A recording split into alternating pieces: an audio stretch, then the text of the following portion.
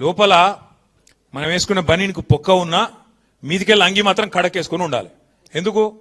బయటికి పోతే పతారి ఉండాలి కదా. బయటికి పోతే ఎవడన్నా మార్కెట్లో మళ్ళీ మనకు గిరాకు ఉండాలి, పతారి ఉండాలి, ఎవడన్నా అప్పించడం ఉంటే అప్పియాలి. కాబట్టి లోపలేమున్నా బయటికి మాత్రం మంచి కడకంగి వేసుకొని పోతాం. ఎందుకంటే కుటుంబాన్ని నడిపేట వ్యవహారం అట్లుంటది. బయటికి మంచిగా కనబడితేనే, గట్టిగా కనబడితేనే, దట్టంగా కనబడితేనే ఎవడన్నా విలువ ఇస్తాడు, లేకపోతే ఇయ్యాడు. కానీ నువ్వే స్వయంగా ముఖ్యమంత్రివి, నువ్వే నేను ఢిల్లీ పోతున్నాను చెప్పులు ఎత్తుకపోయే దొంగల లెక్క చూస్తున్నారు. మరి ఎవడిస్తాడరా భయ్? నాకు అర్థం కాదు. ఇక ఎవడన్నా నేను దేక్తాడా? నాకు అర్థం కాదు. ఎయిడ్స్ పేషెంటు, క్యాన్సర్ పేషెంటు, రాష్ట్రం దివాలా తీసింది. అరే దివాలా తీసినా నువ్వే తండ్రి పాత్రలో ఉన్నావు. అది ఏమున్నా నువ్వే చూడాలి కదా. నువ్వే అట్లా మాట్లాడితే ఎట్లా?